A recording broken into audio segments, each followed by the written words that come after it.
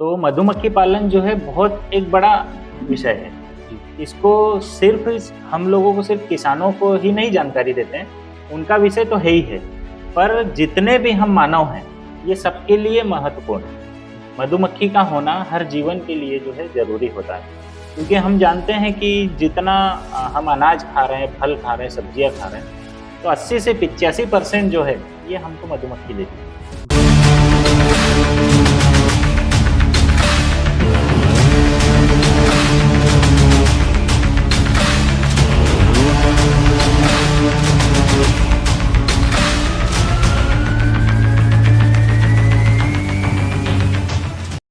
नमस्कार, मैं ऋषभ राज पाठक आपका स्वागत करता हूं लीड लैब के मंच से।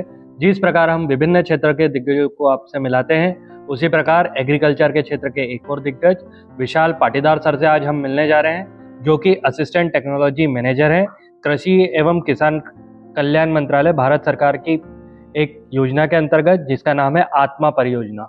सर, आपका स्वागत है लीड लैब मंच। नमस्कार सर। नमस्कार सर, सबसे पहले तो हम चाहेंगे कि आपका एक छोटा सा परिचय हमारे दर्शकों को। जी, देखिए, मैं जो आज पहुंचा हूं जहां पर भी एक एग्रीकल्चर एक्सपर्ट के रूप में, तो ये पूरा जो है पूरे पेरेंट्स को जो है श्रेय जाता है। फैमिली मेरी एग्रीकल्चर से बिलोंग करती है, फार्मर है, और जो भी मुझे हेल्प मिली परिवार से तो मेरे पेरेंट्स से ही मिली है। और इस बीच में एक जब मोड़ आता है, जब हमको 10th पास करने के बाद सब्जेक्ट का चयन करना पड़ता है, तब जाके थोड़ा लगा मुझे कि करना क्या है, क्योंकि मैं अपने गांव में पहला स्टूडेंट था जो मैंने एग्रीकल्चर से किया। इससे पहले पुराने थे हमारे यहाँ, तो लेकिन नई पीढ़ी में मैं पहला था जो बीएससी एजी करने के लिए मैं आगे आया। और मैंने गवर्नमेंट आईसीआर जो कॉलेज होते हैं उन्हीं से मैंने बीएससी एग्रीकल्चर किया और एमएससी एग्रीकल्चर किया।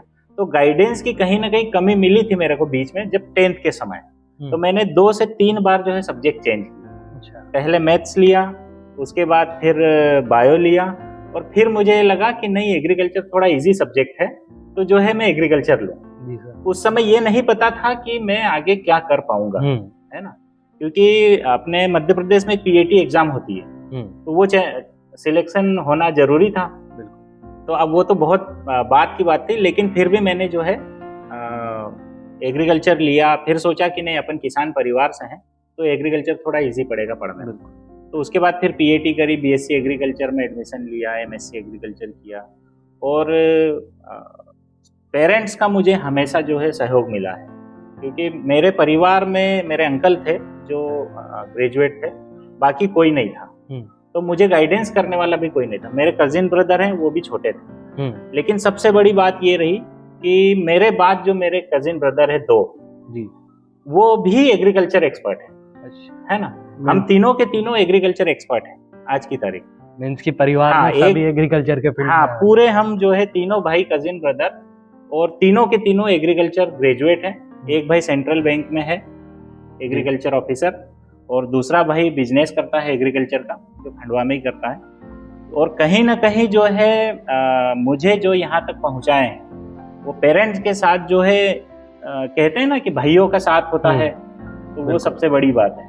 तो मुझे जो अपने भाइयों का साथ मिला वो सबसे अच्छा। और हम 3 भाई ऐसे रहते हैं कि कहीं भी कोई दिक्कत आए तो तीनों एक साथ हैं, जबकि है कजिन ब्रदर। और आज के टाइम पर जो है रियल ब्रदर नहीं हो पाते, और हम 3 कजिन ब्रदर जो है एक होते हैं। बिल्कुल सर। और कहते हैं ना, मैं जहां तक मैं कहता हूँ कि जैसे कहते हैं कुछ लोग कि जो 3 लोग अशुभ होते हैं, 3 काम करते हैं तो अशुभ होते हैं, लेकिन मैं नहीं मानता हूँ, क्योंकि हम 3 ब्रदर हैं, तो हम 3 ब्रदर ऐसे हैं कि सब तीनों के तीनों सक्सेस है। बिल्कुल सर। मीन्स की कहीं ना कहीं परिवार का साथ रहा, और भाइयों के साथ के कारण आप यहाँ तक पहुँचे। सर, हम जिस तरीके से आपने अभी अपना परिचय दिया और अपना पारिवारिक जो जीवन है उसके बारे में बताया, हम आगे चलते हैं आपकी पोस्ट की ओर कि आपका जो डिपार्टमेंट है, आप असिस्टेंट टेक्नोलॉजी मैनेजर के तौर पे कार्य कर रहे हैं, तो आपका दायित्व क्या रहता है इस पोस्ट पे कार्य करते हुए? देखिए, जब मेरा एमएससी एजी हुआ इंदौर एग्रीकल्चर कॉलेज से, तो मैंने प्लांट पैथोलॉजी सब्जेक्ट से किया। उसके बाद अब करना तो नौकरी था, पर मेरी सोच ऐसी थी कि मुझे नौकरी ऐसी जगह करना है जहां मैं अपने क्षेत्र के किसानों का कुछ भला कर पाऊं। भले का मतलब ये है कि कुछ तकनीकी जानकारी मैं उनको बता पाऊं, है ना, क्योंकि मैं भी किसान परिवार से और पढ़ाई लिखाई भी मेरी सारी किसान मतलब एग्रीकल्चर से हुई है जी। तो कहीं ना कहीं मेरी ये सोच थी कि मैं अपने क्षेत्र में किसानों के लिए कुछ कर पाऊं। तो जो भारत सरकार कृषि एवं किसान कल्याण मंत्रालय है उसकी एक परियोजना चलती है जो पूरे देश में चलती है जिसका नाम है आत्मा परियोजना। वैसे आत्मा शॉर्ट फॉर्म है, उसको पूरा नाम कहते हैं एग्रीकल्चर टेक्नोलॉजी मैनेजमेंट एजेंसी, है ना। तो आत्मा परियोजना में मैं सिलेक्ट हुआ और सहायक तकनीकी प्रबंधक पर मुझे बुरहानपुर पोस्टिंग मिली। यहाँ पोस्टिंग मिलने के बाद मुझे बहुत अच्छा लगा। देखिए, खुशी जो होती है न पैसों से होती है न किसी से होती है, बिल्कुल, है ना। खुशी वो होती है कि आप सफलता और आप अंदर से कितने खुश हैं, है ना। सफलता तभी होती है, पैसों से तो कोई खुशी मिलती नहीं है। बिल्कुल। तो कहने का मतलब ये है कि मुझे सैलरी भले ही मेरी कम थी लेकिन मैं बहुत खुश था। हाँ, सेटिस्फैक्टरी जॉब मिला। हाँ, मुझे जो चाहिए था, जैसा सोचा था वैसे मुझे मिला जी, है ना। तो कहने का मतलब ये है कि मैं जब यहाँ आया तो फिर हमारा जो काम होता है वो एक्सटेंशन और इनोवेशन का काम होता है। जो कृषि से संबंधित जितने हमारे आईसीआर के संस्थान है, भारत सरकार कृषि मंत्रालय के जो डिपार्टमेंट है, जो कृषि विश्वविद्यालय हैं, उनसे जो अनुसंधान होता है वो हमारे क्षेत्र के किसानों तक पहुंचाना, ये हमारा एक दायित्व होता है ना। तो हमने बहुत सारे बुरहानपुर जिले के किसानों के लिए काम किया है, बहुत सारी नई नई तकनीकें भी लाएं और कुछ अभी तक उसमें एडॉप्ट कर लिए हैं कुछ किसान जी। मीन्स कि मेन आपका रोल है कि जो टेक्नोलॉजी इंट्रोड्यूस करना और उसका एग्जीक्यूशन करना, किसान तक पहुंचाना उसको। बिल्कुल सर। और कहीं ना कहीं जो परियोजना का आपने शॉर्ट फॉर्म आत्मा रखा है जी, तो कहीं ना कहीं देश की आत्मा ही है कृषि। जैसे हम आत्मा बोलते हैं तो कहते हैं ये कौन सी आत्मा है ना। तो क्योंकि उसका जो वर्ड है एटीए में है, एग्रीकल्चर टेक्नोलॉजी मैनेजमेंट एजेंसी जी जी, तो अब उसको हिंदी में क्या कहेंगे, हम आत्मा ही कहेंगे। तो ये हाँ सर, उसके बाद एक और बात मैं आपसे जानना चाहूँगा कि हमारी टीम ने हमें बताया कि आप हनी बी कीपिंग एक्सपर्ट के नाम से भी जाने जाते हैं या उसके क्षेत्र में भी कार्य करते हैं, तो वो किस तरीके का कार्य होता है और किस तरीके से किया जा सकता है हमारे किसान भाइयों का? देखिए, ऐसा है कि मैंने बताया कि सारा चीज़ जो है हम एक्सटेंशन करते हैं, टेक्नोलॉजी को किसान तक पहुंचाते हैं। उसी बीच ये एक नई टेक्नोलॉजी हम 2014 में बुरहानपुर जिले में पहली बार लाए। 2014 से पहले बुरहानपुर में कभी बी कीपिंग नहीं होता था और किसान जानते भी नहीं थे। लेकिन 2014 से जब हमने बी कीपिंग पर काम किया, एटलीस्ट ये है कि उसको जागरूक करना हमारे लिए बहुत इम्पोर्टेंट है। तो जब 14 से हमने स्टार्ट किया तो बुरहानपुर जिले के किसानों ने उसको समझा और आज तक जो है उस पर वर्क कर रहे हैं। बी कीपिंग एक ऐसा सब्जेक्ट है कि किसान तो करता ही करता है, लेकिन हर एक मानव को समझना चाहिए कि बी कीपिंग होता क्या है। तो मधुमक्खी पालन जो है बहुत एक बड़ा विषय है। इसको सिर्फ हम लोगों को, सिर्फ किसानों को ही नहीं जानकारी देते हैं, उनका विषय तो है ही है, पर जितने भी हम मानव हैं ये सबके लिए महत्वपूर्ण। मधुमक्खी का होना हर जीवन के लिए जो है जरूरी होता है, क्योंकि हम जानते हैं कि जितना हम अनाज खा रहे हैं, फल खा रहे हैं, सब्जियां खा रहे हैं, तो 80 से 85% जो है ये हमको मधुमक्खी देती है ना। तो अल्बर्ट जो साइंटिस्ट थे उन्होंने कहा था कि इस धरती से अगर मधुमक्खी गायब हो गई या मर गई तो मानव जीवन नहीं जिंदा रहता है। उसका कारण यही है क्योंकि जितनी फसलें हैं 80 से 85% क्रॉस पॉलिनेटेड फसलें होती हैं, बिल्कुल, है ना, जिनको नर और मादा को मिलाते हैं तब जाके फल, अनाज और सब्जियां मिलती हैं। अब उसमें 80 से 85% अकेली मधुमक्खी उसका पॉलिनेशन करती है। तो अब आप ये बताइए कि जब मधुमक्खी नहीं रहेगी तो पॉलिनेशन कौन करेगा? कोई मशीनें तो करने वाली नहीं है ना। तो फिर उसका रहना जरूरी है ना। वो रहेगी तो हम जिंदा रहेंगे, है ना। इसलिए जो है हम कृषि मंत्रालय हमारा ये चाहता है कि किसानों के साथ युवाओं को भी जागरूक करें और सबको जागरूक करना है। हर इंसान को समझना है कि हमको मधुमक्खी से डरना नहीं है, उससे प्रेम करना है, बिल्कुल, है ना। क्योंकि हम उससे प्रेम करेंगे तब जाकर हम उसको बढ़ा पाएंगे, और बढ़ा पाएंगे क्योंकि हम जिससे प्रेम करते हैं उसको नुकसान कम पहुंचाते हैं, है ना। तो हम उसको नुकसान न पहुंचाकर उसको हमको बढ़ाना है, ताकि जो है सारा अनाज, फल, सब्जियां सब हमको व्यवस्थित मिले और जो है हम खाए पिए। बिल्कुल सर। सर जैसे हनी बी कीपिंग की जो बात चल रही है, तो उससे ही रिलेटेड एक और बात करना चाहूँगा कि अगर कोई व्यक्ति इस हनी बी कीपिंग करना चाहे या रखना चाहे अपने साथ, हाँ, तो वो कहाँ से मार्गदर्शन पा सकता है और किस तरीके से संपर्क कर सकता है? देखिए बात मार्गदर्शन की है, तो मार्गदर्शन में भी जैसे बताया कि हम लोग हैं, अब हमारे बुरहानपुर में आत्मा परियोजना है और देश के किसी भी जिले में चले जाए जी, आत्मा परियोजना आपको हर जिले में मिलेगी, ब्लॉक स्तर तक मिलेगी। उसके साथ साथ हमारे कृषि विज्ञान केंद्र है, कृषि महाविद्यालय हैं, भारत सरकार के संस्थान हैं, कृषि मंत्रालय जी। के अलग अलग जगह जगह, है ना। उसके बाद जो है आईसीआर के जितने भी संस्थान हैं गवर्नमेंट के, वो सभी जगह जो है आपको इसकी जानकारी मिल सकती है मधुमक्खी पालन की। और मधुमक्खी पालन युवाओं के लिए बहुत एक अच्छा रोजगार है, क्योंकि मधुमक्खी पालन से सिर्फ अधिकतर लोग ये जानते हैं कि शहद मिलता है ना? लेकिन शहद उसका सबसे कम कीमत पर बिकने वाला एक उत्पाद है। हाँ, सबसे कम। इससे अन्य 8 प्रकार के और बेनिफिट होते हैं, है ना। जैसे शहद एक हो गया, रॉयल जेली हो गया, प्रोपेलिस हो गया, है ना, मोम हो गया, और उसके बाद अपना फसलों का उत्पादन बढ़ता है, ये तो एक अलग ही एक है। तो ऐसे कुछ मिला के जो है बहुत सारे वो होते हैं जो 8 टाइप के हैं। बी वेनम हो गया, है ना? तो ये सब चीज़ें जो हैं हम अब मधुमक्खी पालन जो किसान करते हैं या कोई भी युवा करता है, तो उसका अपना एक अलग उद्देश्य होता है। जैसे बुरहानपुर में अगर हम कहें तो मधुमक्खी पालन हनी पर्पज से नहीं होता है, अच्छा, पोलिनेशन पर्पज से होता है। अभी आज की तारीख में जो है, अभी जनवरी का महीना चल रहा है, तो अभी हमारे पास बहुत इतने फ़ोन आते हैं किसानों के, सर हमको मधुमक्खी बॉक्स चाहिए। क्यों चाहिए? क्योंकि तरबूज का क्षेत्र बढ़ा हुआ है हमारे यहाँ बुरहानपुर, और उनको पोलिनेशन करवाना है, तब जाके वो फ्रूट सेट होगा। तो अभी हमारे पास इतने फ़ोन आते हैं कि सर हमको मधुमक्खी की बॉक्स चाहिए। तो बुरहानपुर में पोलिनेशन पर्पज से किसान जागरूक है ना। कोई जैसे कुछ युवा पीढ़ी होती है जो माइग्रेशन का काम करती है, तो फिर वो क्या है, बॉक्स को एक स्थान से दूसरे स्थान ले जाकर और हनी प्रोडक्शन करते हैं।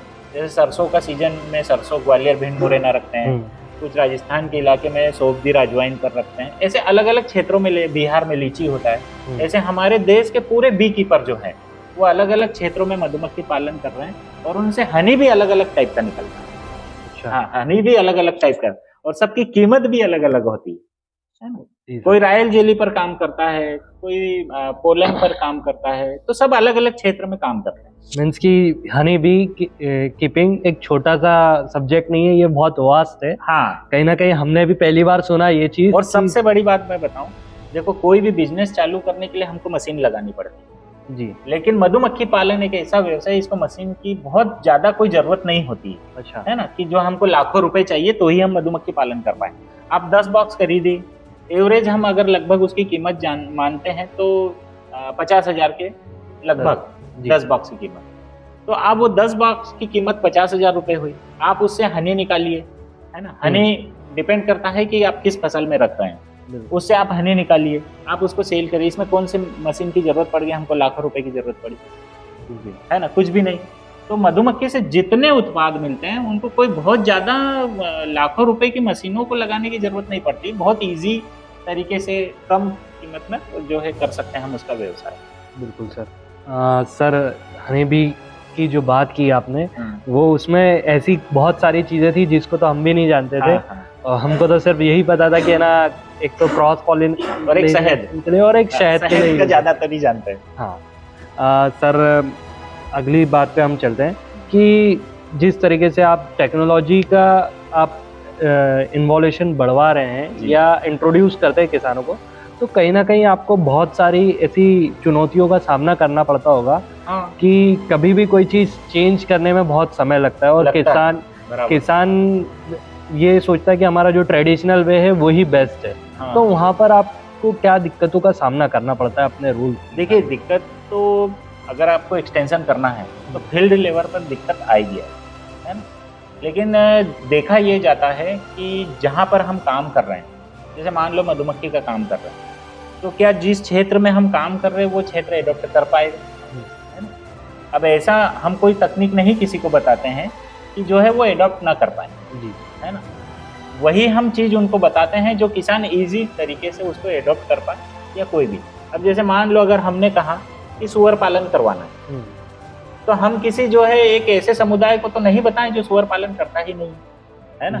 तो ऐसी बहुत सारी टेक्निकल चीजें हैं जो हमको देखना पड़ता है कि क्या हमारे वो जिनको हम करवाना चाहते हैं वो एडॉप्ट करेंगे या नहीं करेंगे। कभी कभी होता भी है, जैसे मैं बताऊं लाख, हमने जब लाख उत्पादन करवाया बुरहानपुर में, तो लाख उत्पादन हमने कुछ किसानों को करवाया। जो लाख उत्पादन जनरली होता है पलाश और बेर के उस पर। लाख का मतलब आप समझ गए, जो महाभारत में जो है वो लाक्षाग्रह जो जला था, लाख की चूड़ियाँ होती है ना, जूतों की पॉलिश होती है। जितने हम ये रोड किनारे आप देखेंगे मिट्टी के बर्तनों पर जो पॉलिश होती है चमकदार, वो लाख की पॉलिश ही होती है ना। और फलों पर, सेब के ऊपर जो आपको चमकीला वो दिखता है उस पर भी लाख की पॉलिश होती है। तो कहने का मतलब ये है कि हमने बुरहानपुर में लाख का प्रोडक्शन भी करवाने की कोशिश की, पर वो कहीं ना कहीं थोड़ा किसान उसको एडॉप्ट नहीं कर पाए। क्यों नहीं कर पाए? क्योंकि उसका मार्केट नहीं है। अगर लाख हम, चलो हमारे यहाँ हो भी जाता है, प्रोडक्शन हुआ भी है, पर समस्या ये गई कि उसका मार्केट नहीं है। अब वो लाख को लेकर सिवनी जो डिस्ट्रिक्ट है मध्य प्रदेश में, वहां पर वो बिकता है ना। सिवनी में बरघाट हुआ, इस साइड हम लाए थे वहां से, वहीं बिकता भी है। तो अब वो यहाँ के किसान वहां जाने से रहे। तो कुछ ये चुनौतियां भी होती है हम लोगों को, क्योंकि ये अपने यहाँ सब हो रहा है लेकिन मार्केट की दिक्कत। तो थोड़ी बहुत हम कोशिश करते हैं लेकिन नहीं हो पाती है, क्योंकि अब इतना प्रोडक्शन करवाना फिर उसको मार्केट तक भेजना वो दिक्कत। लेकिन कुछ चीजें जैसे मधुमक्खी पालन, शहद तो नहीं हो पाया, लेकिन पोलिनेशन के लिए लोग जागरूक हो गए। पोलिनेशन पर्पज से जागरूक हो गए। तो कुछ टेक्नोलॉजी ऐसा नहीं है कि जो है सक्सेस ही हो पाएगी। सक्सेस का मतलब सक्सेस होती है, और बैकग्राउंड पर उसको एडॉप्ट करने वाला या किसी कारण वो सक्सेस नहीं हो पाता। तो ऐसी चुनौतियां हमको आती है, तो फिर हम उसको जो है 1-2 साल ट्राई करके फिर उसको वहीं कर देते हैं, फिर दूसरा कोई टेक्नोलॉजी। मीन्स कि कहीं ना कहीं आपको ये भी ध्यान रखना पड़ता है कि है ना, ये क्षेत्र वो टेक्नोलॉजी को अडॉप्ट कर पाएगा कि नहीं कर, और अगर अडॉप्ट करता है तो उसका फायदा मिलता है कि नहीं। हाँ, ये भी हमको लाख आपने प्रोड्यूस तो करवाया, लेकिन कहीं ना कहीं किसान को परेशानियों का सामना करना पड़ा लाख प्रोडक्शन के बाद। बराबर। सर एक और क्वेश्चन आपके जीवन से लेंगे हम लोग, कि आपके इस सफर में कोई ऐसा पल जिसको आपको एक चुनौती लगी और कहीं ना कहीं उसको देखकर आप हताश भी हुए, लेकिन उसका सामना करके आप निरंतर रहे अपने पद पर। अच्छा, ऐसा भी। देखिए, मैं इससे पहले एक कंपनी में था, BASF में था।